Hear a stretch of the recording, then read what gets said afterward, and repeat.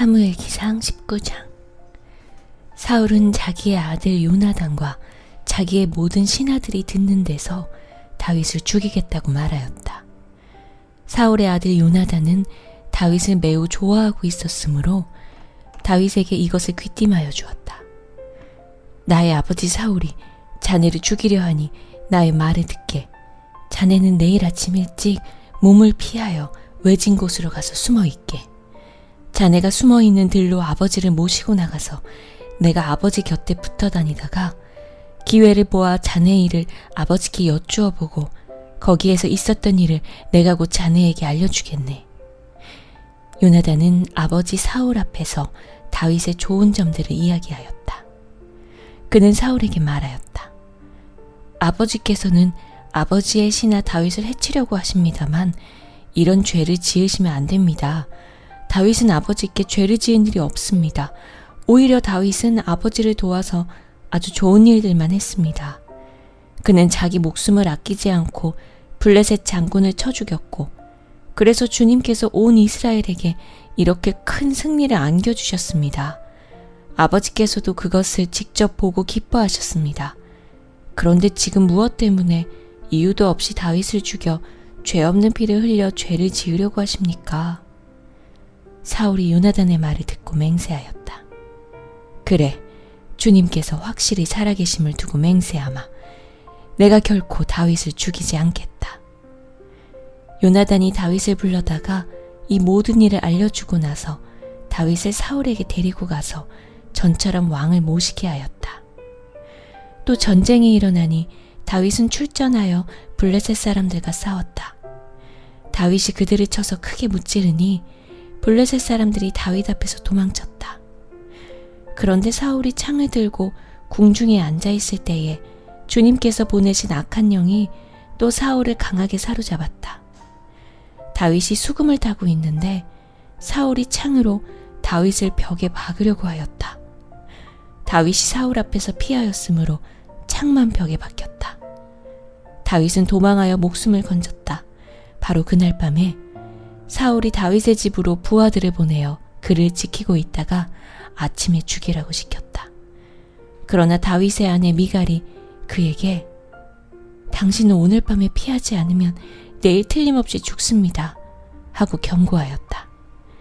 미갈이 다윗을 창문으로 내려보내니 다윗이 거기에서 달아나서 목숨을 건졌다. 한편 미갈은 집 안에 있는 우상을 가져다가 침대에 누이고 그 머리에는 염소 털로 짠 망을 씌우고 그 몸에는 옷을 입혔다. 사울의 부하들이 다윗을 잡으러 오자 미갈은 남편이 병이 들어서 누워있다고 말하였다. 그러자 사울은 다윗이 정말 아픈지 확인하여 보라고 그 부하들을 다시 보내면서 자기가 직접 죽일 터이니 그를 침대째로 자기에게 들고 오라고 하였다. 부하들이 와서 보니 침대에는 집안에 있던 우상이 누워 있었다. 머리에 염소털로 짠 망을 씌운 채 뉘어놓은 것이었다. 사울이 미갈에게 호통을 쳤다. 네가 왜 나를 속이고 원수가 빠져나가서 살아갈 수 있게 하였느냐? 그러자 미갈은 다윗을 빠져나가지 못하게 하였다가는 다윗이 자기를 죽였을 것이라고 사울에게 대답하였다. 다윗은 그렇게 달아나서 살아난 다음에 라마로 사무엘을 찾아가서 그동안 사울이 자기에게 한 일을 모두 이야기하였다. 그러자 사무엘은 곧 다윗을 데리고 나요스로 가서 살았다. 다윗이 라마의 나요스에 있다는 소식이 곧 사울에게 들어갔다. 사울은 다윗을 잡아오라고 부하들을 보냈다. 그들이 가서 보니 예언자들 한 무리가 사무엘 앞에서 춤추고 소리치며 예언을 하고 있었다. 그 순간 그 부하들에게도 하나님의 영이 내리니 그들도 춤추고 소리치며 예언을 하였다.